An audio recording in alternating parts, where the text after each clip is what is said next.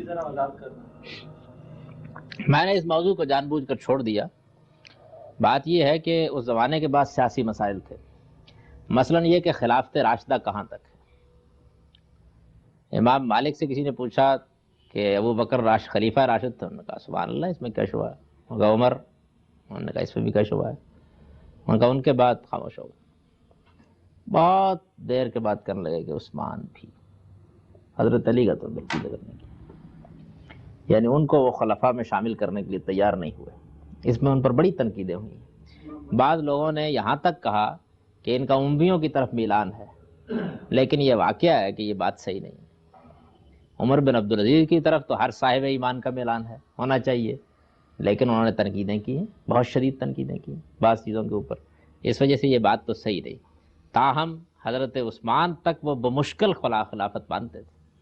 حضرت علی کے بارے میں کسی نے بہت اصرار کے ساتھ پوچھا تو انہوں نے کہا کہ جلیل القدر صحابہ میں سے تھے، یعنی خلیفہ وہ ماننے کے لیے تیار نہیں ہوئے.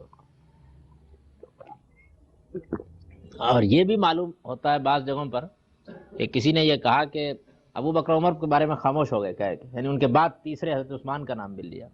تو انہوں نے کہا کہ ان کے بعد چلے، ان کے بعد بہت جلیل القدر لوگ ان میں سے زید بن ثابت تھے، بہت جلیل القدر لوگوں میں عبداللہ بن عمر تھے، یعنی وہ گریز کر گئے اس معاملے میں. تو اس اعتبار سے ان کا یہ سیاسی موقف بھی بہت موضوع بحث رہا ہے. البتہ علماء کے سیاست میں ملوث ہونے کے بہت سخت مخالف تھے، اور ہمیشہ یہی کہتے تھے کہ ان کو اپنی علمی مسند پر بیٹھنا چاہیے، اپنے وقار اپنی شان قائم رکھنی چاہیے، اور اہل سیاست کی اصلاح اور ان پر تنقید یہ ان کا اصل منصب ہے. دلائل تو سب دونوں طرف ہیں، بات تو وہی رکھنی چاہیے، فطری چیز. یہ امام مالک کے بارے میں آج پہلی دفعہ یہ بات سننے میں آئی. آپ نے جو فرمایا کہ وہ خلافت راشدہ کے بارے میں ان کا موقف اہل سنت کے علماء سے مختلف تھا، تو اس ضمن میں خلافت ملوکیت میں مولانا مودودی صاحب نے جو دو حدیث کو کی ہیں، ایک تو حضرت عمار بن یاسر کی شہادت کا واقعہ، جس سے قریب متفق ہو جاتا ہے کہ حضرت علی کی شہادت میں جو خلافت تھی وہ بالکل برسر حق تھی. اور دوسرے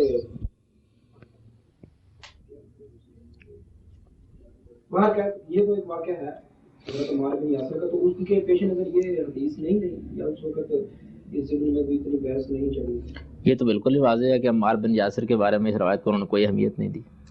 تو واقعہ ہے، یعنی اگر وہ کوئی اہمیت دیتے اس کو، بلکہ وہ کیا اس وقت بہت جلیل القدر صحابہ نے کوئی اہمیت نہیں دی.